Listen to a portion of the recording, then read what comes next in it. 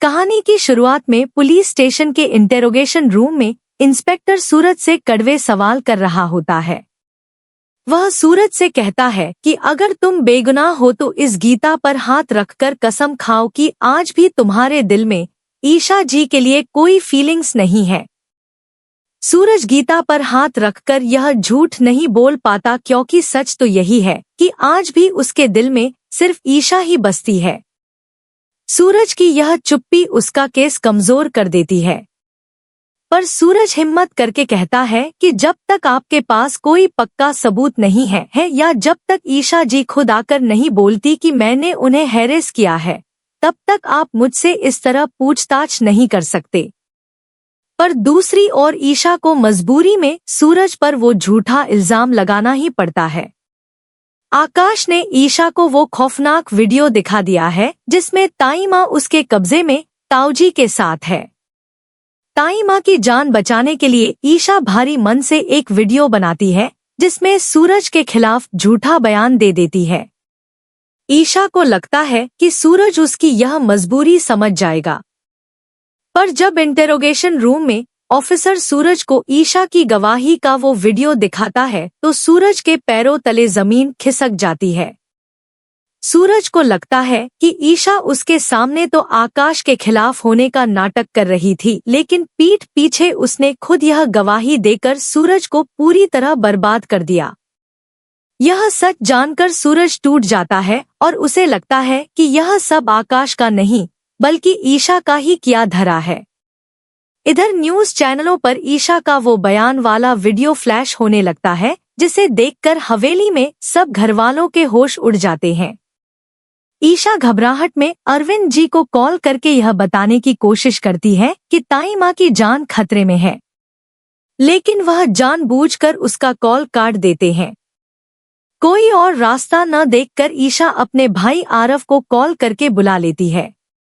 आज पहली बार ईशा आरव को आकाश का सारा काला सच और उसकी ब्लैकमेलिंग के बारे में बता देती है।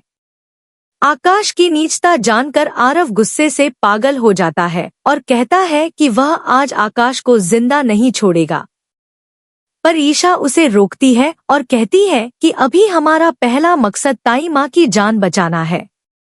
ईशा और आरव सीधा शहर के बाहर उसी पुरानी फैक्ट्री में पहुंचते हैं जहां ताऊजी ने ताई माँ को अपने तांत्रिक जाल में फंसा रखा है।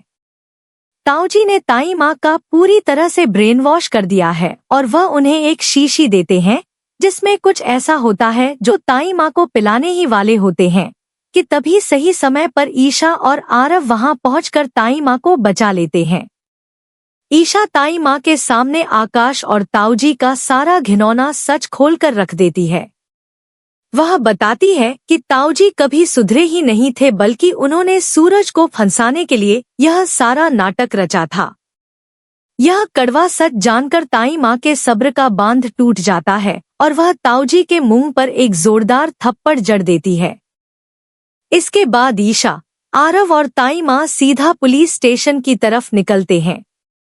ईशा की बात पर घर में कोई यकीन नहीं कर रहा था, लेकिन जब ताई माँ खुद कॉल करके घरवालों को सारी हकीकत बताती है तो सब लोग जेल की तरफ भागने लगते हैं।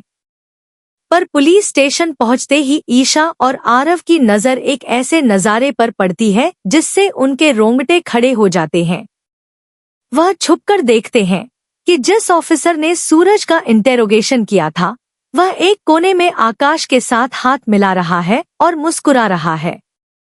ईशा को समझ आ जाता है कि यह पूरी पुलिस और वह इंटेरोगेशन ऑफिसर पहले से ही आकाश के साथ मिले हुए हैं और यह सब आकाश की ही एक बड़ी साजिश का हिस्सा है।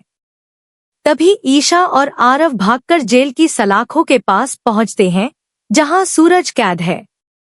ईशा सलाखों के पीछे से सूरज को पुकारती है, लेकिन सूरज नफरत भरी नजरों से उसे देखकर वहां से चले जाने को कहता है। सूरज का दिल रो रहा होता है। वह कहता है, आपने मेरी जिंदगी तो उसी दिन बर्बाद कर दी थी जब आप मुझे छोड़कर गई थी, लेकिन आज मुझे पूरी तरह से बर्बाद करने के लिए आपने जो किया वो मैं कभी सपने में भी नहीं सोच सकता था। ईशा को पता था कि सूरज गलतफहमी में उसकी कोई बात नहीं सुनेगा। इसलिए वह ताई माँ को आगे करती है।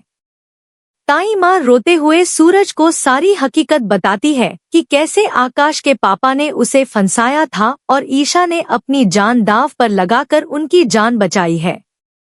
यह सुनकर सूरज हैरान रह जाता है।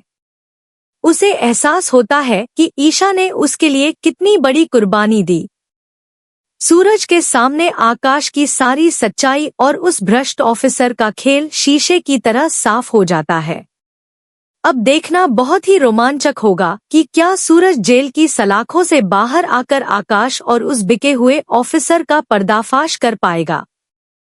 मुझे तो लग रहा है कि अब फाइनली ईशा और सूरज फिर से एक हो जाएंगे। वीडियो अच्छा लगा हो तो लाइक करके हमारे चैनल टेली फ्रेंड को सब्सक्राइब जरूर करें।